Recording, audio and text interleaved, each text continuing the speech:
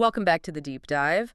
We're doing something a little different today. Usually we look at a big topic and try to find that broad, universal angle right away. Yeah, the 30,000-foot view. Exactly.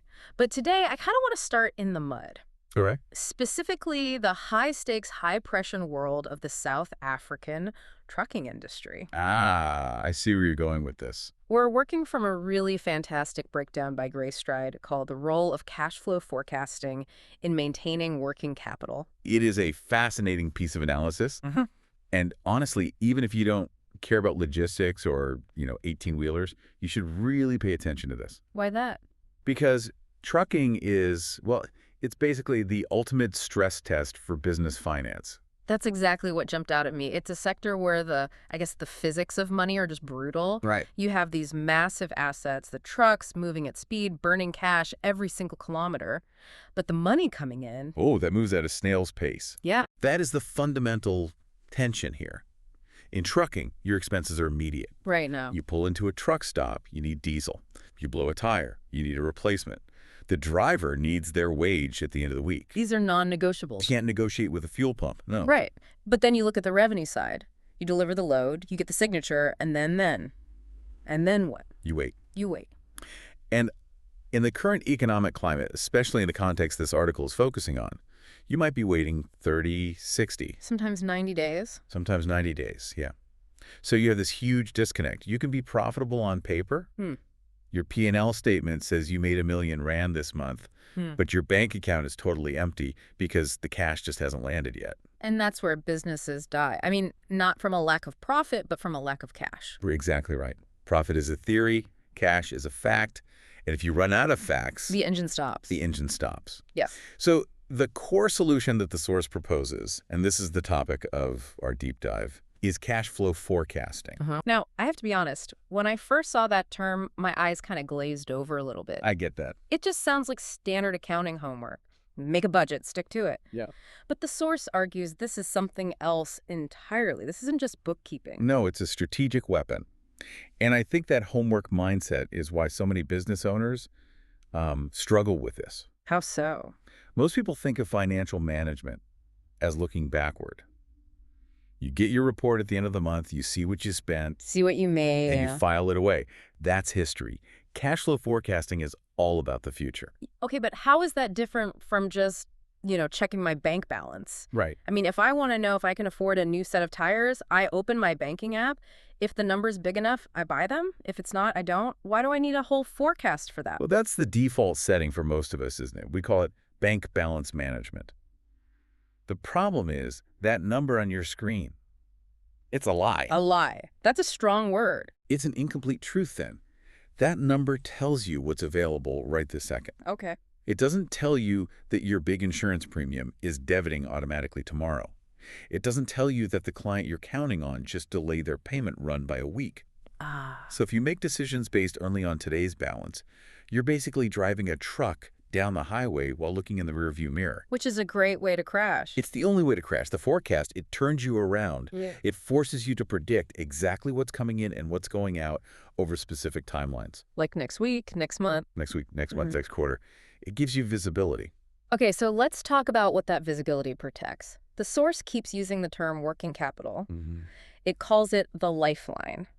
Now, I know the textbook definition is, current assets minus current liabilities. But in the real world of trucking, what does that actually mean? Well, the textbook definition is fine for an exam. Right. But it's dangerous in practice if you don't understand the quality of those assets. What do you mean by quality? In trucking, current assets includes the invoices people owe you. But you can't pay a mechanic with an invoice. You can't put an IOU in the fuel tank. So working capital isn't just about value, it's about liquidity. It's the lubricant. Think of working capital as the oil in the engine. It doesn't make the truck move. The diesel does that. But if you run out of oil, the engine seizes. And the forecast is the dipstick. The forecast is the dipstick. It tells you, hey, you're going to run low on oil in 3 weeks. Which means you'll have a gap where you can't pay the bills, even if you are technically rich in assets. That is the insolvency gap. And in South Africa, where this article is focused, that gap is, well, it's treacherous. We aren't just talking about standard bills. The source highlights some really specific, intense pressures. Fuel volatility, for one. Yeah, I wanted to dig into that. The source mentions the fluctuation of fuel costs as a major risk factor. It's huge. I mean, in South Africa, the diesel price is tied to global oil markets and the rand-dollar exchange rate. It can swing wildly. So imagine you quote a job in January. You calculate your margin based on January's diesel price. Right. You do the job in February. But by the time you actually fill up, the price has jumped 10%. And your entire margin is just gone. Vaporized. Yeah. And because you've already quoted the client, you can't go back and ask for more money. You just have to eat that loss. Wow. Now, if you didn't forecast that possibility, if you were running super tight on cash, that 10% jump doesn't just hurt your profit. It might mean you literally cannot afford to fill the tank for the return trip. That is terrifying. And then you layer on top of that the slow-paying customers. The source says this is endemic in the industry. Oh, it's the culture of the sector. Yeah. Big logistics clients, they hold on to their cash as long as they possibly can. So you, the trucking operator, you are effectively acting as a bank. You're lending them money. You're lending your customer the cost of transport for 60 days, interest-free. All while you're paying for the driver, the insurance, and the maintenance up front. Correct. And this brings us to why of forecasting is just so critical. The source outlines 3 specific benefits: timing awareness, decision-making power, and crisis prevention. Let's look at timing awareness first. So this is about seeing the gap before you fall into it. Yes. But, let me ask you, if you see the gap coming, does it actually fix the problem? If you know you're going to be broke in 2 weeks, you're still broke, aren't you? Well, that was going to be my question. Is it just knowing you're about to hit a wall, or can you actually, steer? You can steer, but only if you have distance. If you know today that you'll be short on cash in 3 weeks, you can act. What can you do? You can call a supplier and say, hey, I need to split this payment over 2 months. You can call a client and say, if you settle this invoice by Friday, I'll give you a 2% discount. Right. You have leverage because you aren't desperate yet. Exactly. You are managing the situation. If you wait until the day the bill is due and the money isn't there, you have 0 leverage. You're just begging. And that destroys relationships. That connects to the second point, then. Decision-making power. Mm-hmm. Usually when we talk about budgets and forecasts, it feels very restrictive. It feels like the Department of No. But the source argues it actually lets you say yes more often. It does, because uncertainty creates paralysis. Imagine you own a fleet. One of your trucks has high mileage. You know it needs a major engine overhaul soon. It's going to cost a lot. Okay. If you don't know your future cash position, what do? I'm going to delay it. I'll cross my fingers and hope it keeps running because I am terrified to spend that cash. And then what happens? It breaks down in the middle of nowhere with a full load, probably at 2 in the morning. And now you have the repair cost, plus the towing cost, plus a late penalty from the client, plus a reputation hit. The so-called cheap decision became the expensive disaster. So the forecast would have told me, hey, you have a surplus in week 3, book the service then. It gives you the confidence to spend money to save money. Mm-hmm. It turns you from a gambler into an investor in your own business. Then there's the third point, crisis prevention. A source calls this avoiding surprises. But let's be real, trucking is chaos. Can you really avoid surprises? You can't avoid the event, but you can avoid the crisis. Okay, what's the difference? A truck breaking down is an event. Being unable to pay for the repair, that's a crisis. The forecast is about ensuring that the event remains just an annoyance, not a business fatality. Okay, I'm sold on the why, but I really want to get into the how. The source warns against treating this as a once-off report. It calls it a living tool. This is where most people fail. They build this beautiful spreadsheet in January, feel great about themselves, and then they never look at it again. And by March, it's useless. It's useless because the world has changed. So walk me through this. The source emphasizes scenario planning. This sounds like corporate speak, but I feel like it's actually super practical. Let's play this out. Okay. I'm a trucking owner. It's Monday morning. How do I actually use this tool? Okay, let's run a simulation. You sit down with your forecast. It's not just a list of bills, it's a timeline. You see that on Friday you have a massive fuel bill due for the fleet, let's say 100,000 Rand. Okay, big bill. But you also see that your biggest client is scheduled to pay you 150,000 Rand on Wednesday. Looks good. I'm in the green. I can relax. On paper, yes. But now you run scenarios. You ask, what if? What if that client, who's maybe been a bit shaky lately, doesn't pay on Wednesday? What if they push it to next Monday? I check the sheet, and if that money doesn't land, I'm negative 50,000 Rand on Friday. Right. Now, you also look at the news. The Rand took a dive over the weekend. Diesel is going up on Wednesday. That 100,000 Rand fuel bill, it's now probably 105,000 Rand. So the gap is just getting wider and wider. Now you have a specific actionable problem to solve today, on Monday. You don't wait for Wednesday to check the bank account. You get on the phone. You call the client's accounts department, just confirming the payment run for Wednesday. If they waffle, you know you're in trouble. So I go to Plan B immediately. I don't wait. You look at your other outflows. Maybe you have a payment scheduled for new tires on Thursday. You call the tire supplier. I need to push this payment to next week. You do that before the check bounces. And because I'm calling a week early, they'll probably say yes. They appreciate the communication. You aren't a deadbeat, you're a planner. So you move that block on the timeline.